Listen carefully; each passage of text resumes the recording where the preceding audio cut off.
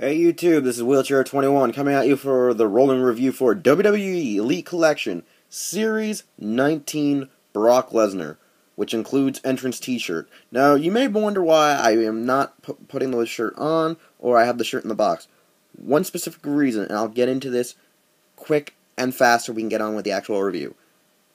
This actual shirt is a rubbery plastic similar to the knees, but it is a little much more firm and stiffer, and I'm afraid it may break when trying to put it on and off the figure. Because what happens is it opens up on the sides by plastic buttons and slips over his head. But the head hole is too small, and it does give a little wear, and I'm afraid it will break during the process of removal and placing back on.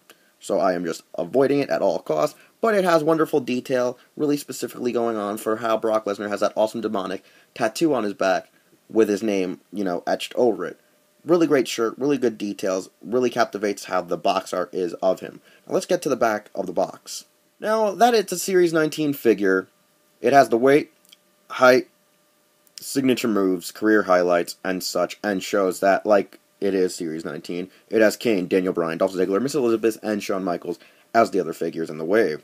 His height is 6'3", 266 pounds. Signature moves, the F5 and the Kimura lock.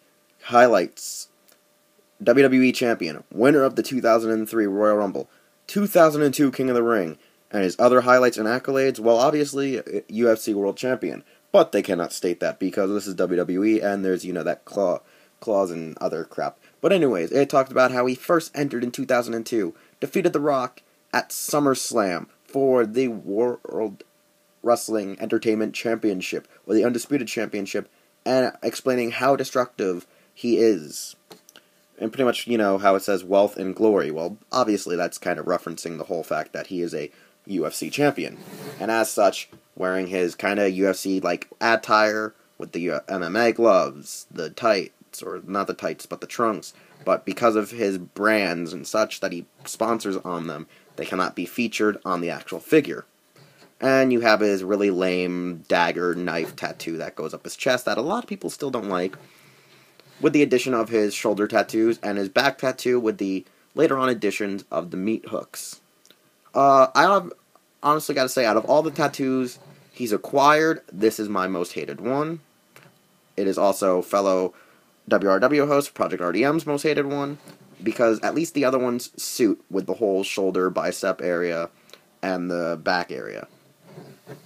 Overall, an impressive figure alone, just because of how wide and thicker he is, muscular, in a sense, chunkier body mold. He is much bigger than the basic builds we get for wrestlers like Dolph Ziggler, Chris Jericho, Daniel Bryan, and even Kane, who is a big wrestler in an individual. He has a wider chest. His legs, make a thicker thigh because these are supposed to be out airbaggy trunks, and they're just hard plastic. As you can see here, there's no give, there's no take. They're just thick molded plastic painted around the thigh joint. But let's get into the points of articulation. Like the basic WWE Mattel figure, or Mattel figure line in general, you have the shoulder joint and the bicep joint, which allows you to swivel it 360. You have the elbow joints. You have the wrist joints, which are great wrist joints, which sometimes get really tight and rubbery. And you actually have the actual real wrist bending joint.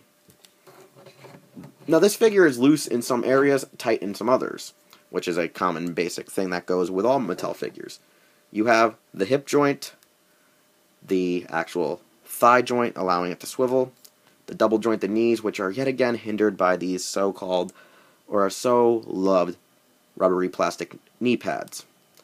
And then you have the boot joint at the foot here, the swivel, and my hated ankle joints, which I really feel like will break on a figure because all of mine are tight, and I don't know how to really loosen them without breaking the actual figure, as stated. And then you have the basic waist joint, ab joint, which obviously moves a little bit better for some reason. When Mattel makes thicker build muscles for their wrestler, they have a better smooth glide over the abs, which is weird. I don't understand that. And he has regular head joint articulation and this weird menacing chagrin.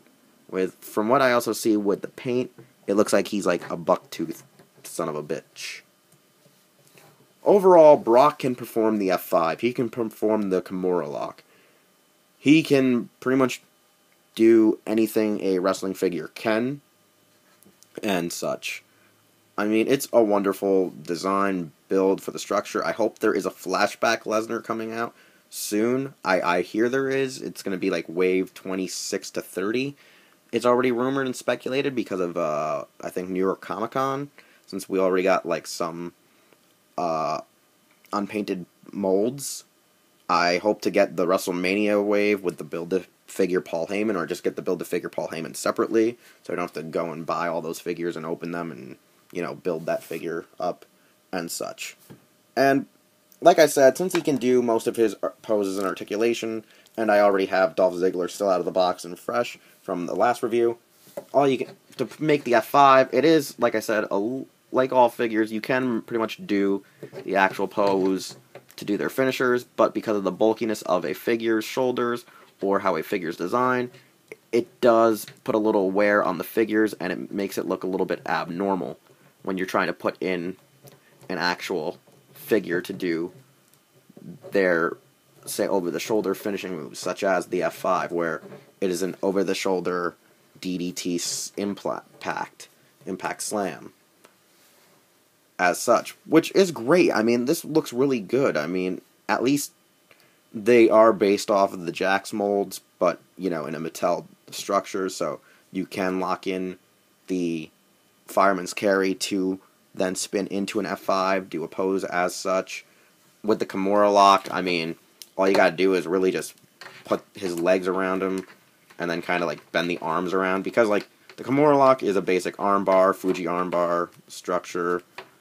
Well, no, Fuji armbar sitting out, but this is one of the basic, a very basic submission that all can apply, but it all depends. I mean, his wider build does make it that it's harder to lock it in, unlike, say, Ziggler on another basic mold and such. But that is some of the playability with these figures.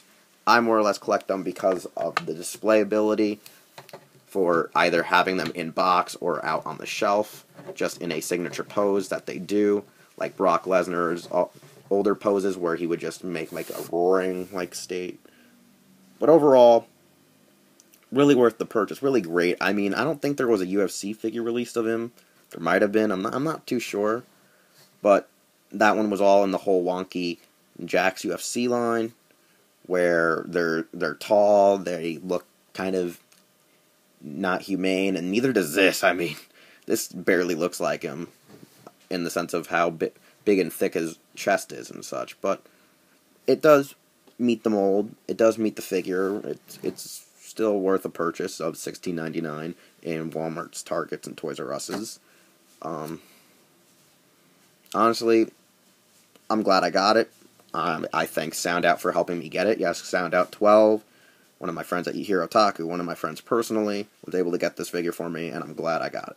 Thanks, SoundOut. So, like I said, you can find them in your mass retailers.